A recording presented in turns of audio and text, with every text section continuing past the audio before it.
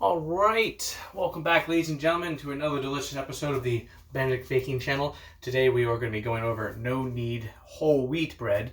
It is a little bit of a different recipe, just a bit from the all-purpose flour no knead bread. So it's very simple.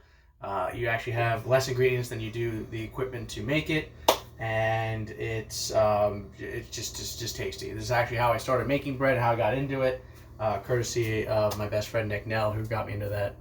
Props to you. So, as always, before we begin, it's always best to get a little loosey-goosey.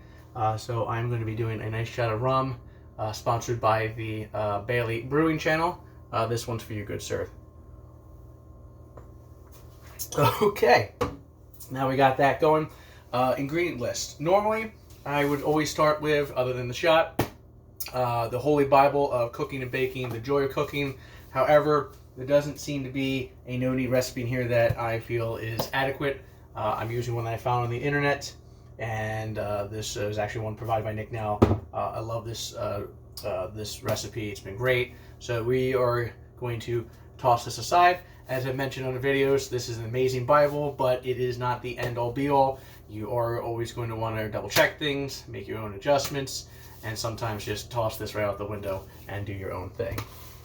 So what we need is measuring spoons for the yeast, nice bowl to mix it all in, spoon, some type of thermometer, recommend some kind of thermopop or instant read, salt, all-purpose flour, measuring cup, the all holy yeast, and this is key, a Dutch oven.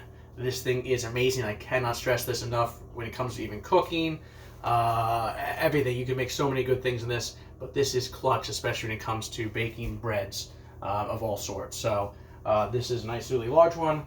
Again, thank you. A big shout out and thank you to Nick Nell. This was a gift from years ago, and I absolutely love this. I usually maybe once or twice for cooking. This thing has been my workhorse when it comes to baking bread. So, as I've and last but not least, sorry, my apologies, a scale. This is definitely key as it comes to baking. Whenever I mentions cups, you always want to measure things out, weights and whatnot. So, usually I will skip that when it comes to water.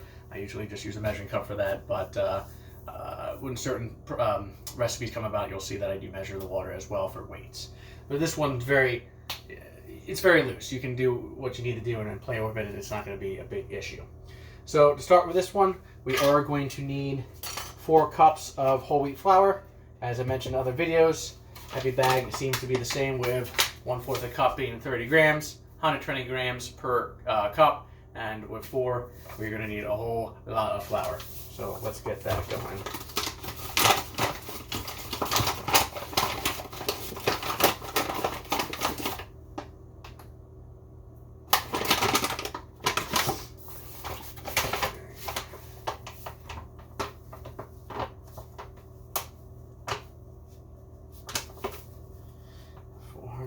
Here we come.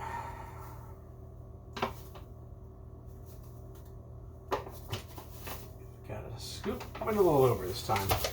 Not to worry, not to fret. You can always scoop a little of this back in as long as it is a dry ingredient. Or dry utensil. And now I went a little too under. I like to be precise with this as much as possible, but again, if you're a little over, a little under, it's not going to be the end of the world. We're done with the flours, you can put that aside. Okay, and we're done with the scale as well for now. Put that aside. 2 teaspoons of salt. Salt is key. I normally go over nice sea salt, but right now I'm out of that, so a little home table salt doesn't hurt. And then last but not least, when it comes to the dry ingredients, 3/4 a teaspoon of active yeast. Oh, I grabbed the wrong one. Let me grab my...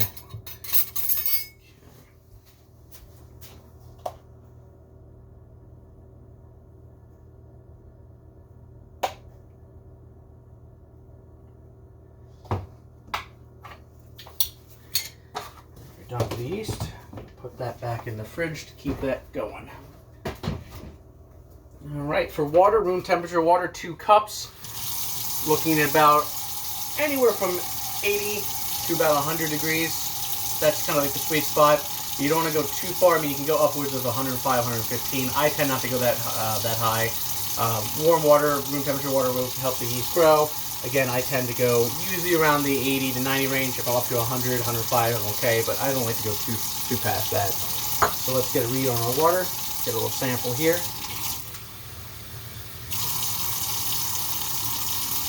115. Let's cool that off a bit. Again, we'd probably be safe for that, but I in particular. I'm sure some people would say this temperature is better, this temperature is better, but me, I haven't had too many issues as long as it's in that range. And it's definitely give me some trouble. Just want to be around the 90 range. Alright, 92, good enough. Okay, 2 cups, let's measure that out.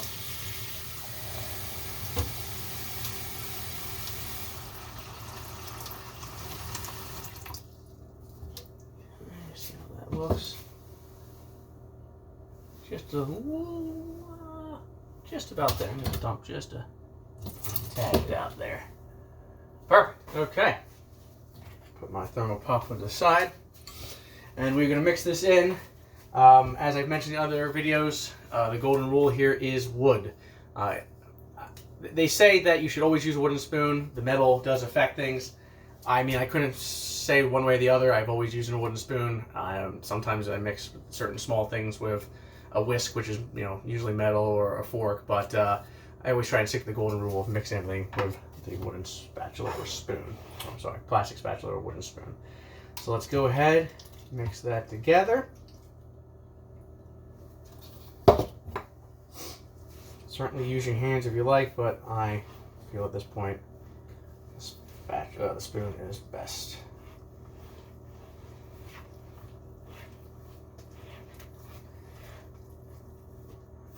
Now it may take a bit to get all the flour incorporated. You'll see probably chunks of it in, and it's going to chunk up and leave some on the side. You want to just keep mixing it until you get a nice ball of dough that's incorporated. You got all that flour in there. Mix that up nice and good. So, stir it around. Make sure the wet ingredients get to the bottom as well. That way it collects all that dry goodness there too.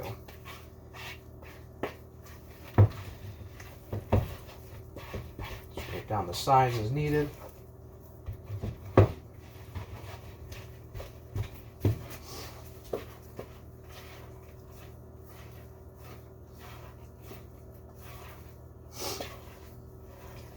Flips here. Now you don't have to go too crazy with it. Doesn't have to be some kind of the usual dough ball that's smooth and elastic. You don't have to worry about too many clumps. Obviously, you want to get some of that out. You don't have to go crazy. Just enough so it's all incorporated and looking good. I've made this so many different ways, and other than some of my dough being a little denser than I would have liked, it's all turned out in the end at least tasty and looking delicious, and I feel like those two things are key. As much as I would like to get the airy, fluffier dough sometimes, or end product, as long as it tastes good and my friends are happy, my future wife's happy, and I'm happy. There we go.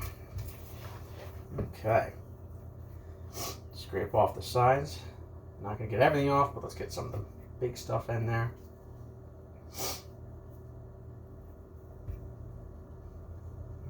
Okay. Now at this point, what you're going to want to do is you're going to cover it with plastic wrap, and you're going to let it sit out on the counter anywhere from a few hours upwards of 12 to 18 hours. I tend to leave this out overnight. That way, in the morning, I can either bake it right away or put it somewhere where I can get to it in a quick amount of time. When it comes to add-ons, certain things like cheeses, spices, it's always kind of torn. A lot of times people mention you should do that addition after the bulk fermentation. That's when everything is proofed out after 12 hours, then you mix it in. I have done it both ways. It's hit or miss.